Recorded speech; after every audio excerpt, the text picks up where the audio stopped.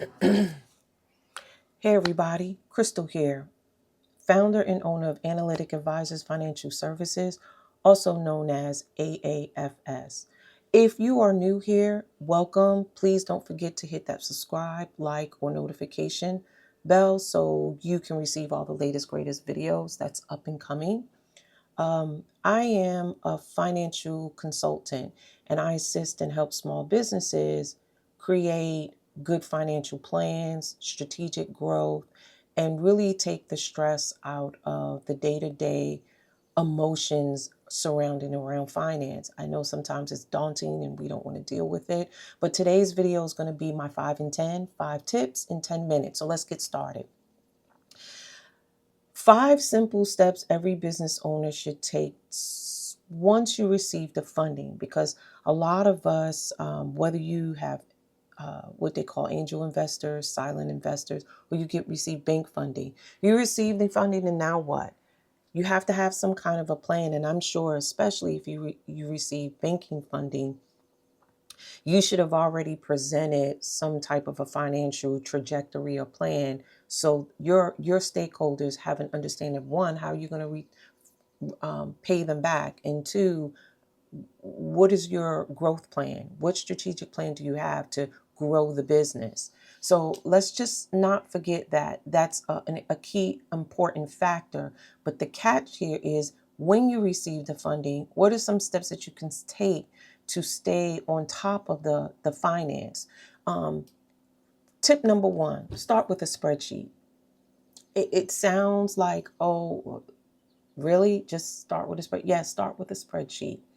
I want you to label one tab expenses and one tab revenue. Simple and easy. Tip 2, the goal of doing this is to work smarter, not harder.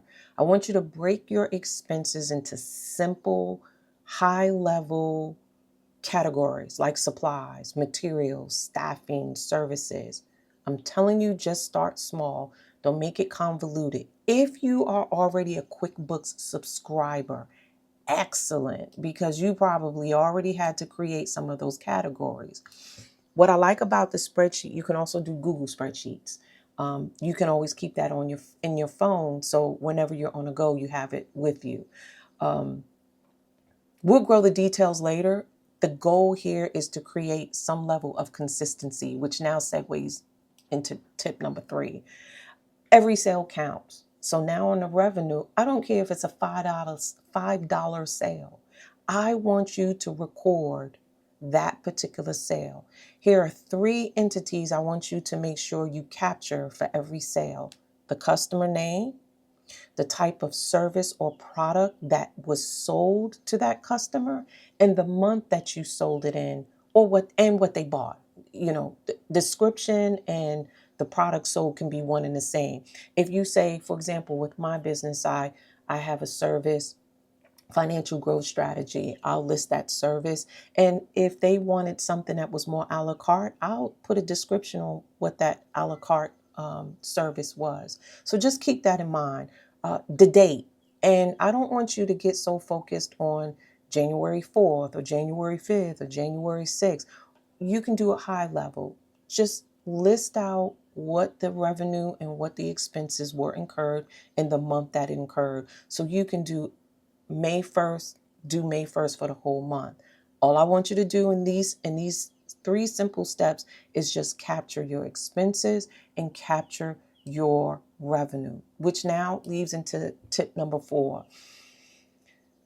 I just want you to jot this down quickly. Data is good. I want you to look at data content as gold, as the most valuable information that your business can obtain.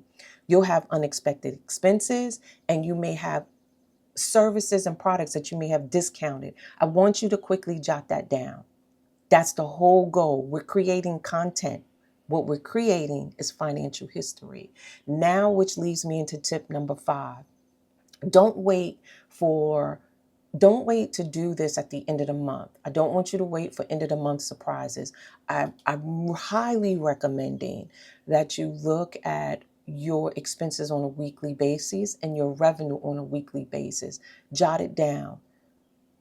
You can remember things, but you may not be able to remember every single expense, every single sale if you wait an entire month, because that's 30/31 days of content or information that you now have to relive in the previous month. So I want you, this is your opportunity. If you review it every week, you can catch the leaks, you can spot the wins, and you can stay in control of your money story. Remember, receiving the funding is just the beginning. You have to start building smart tracking, which builds real wealth. If you want more fast, practical tips every week, as I mentioned in the beginning, don't forget to, one, hit the subscribe button.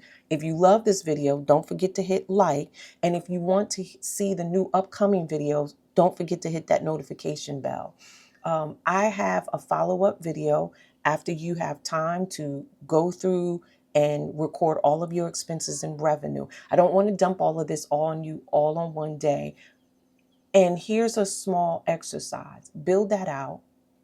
You can do one of the options. You can do it just for 1 month.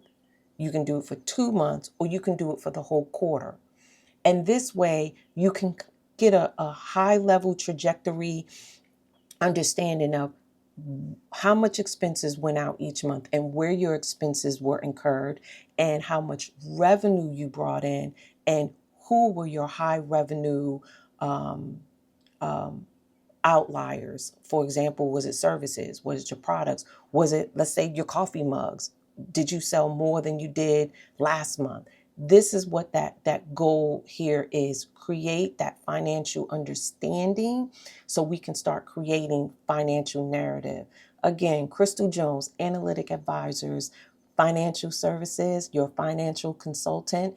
I hope these recommendations help you in the top 5 tips this week in 10 minutes. You all have a blessed and great day. Catch me next week on the next video. Bye.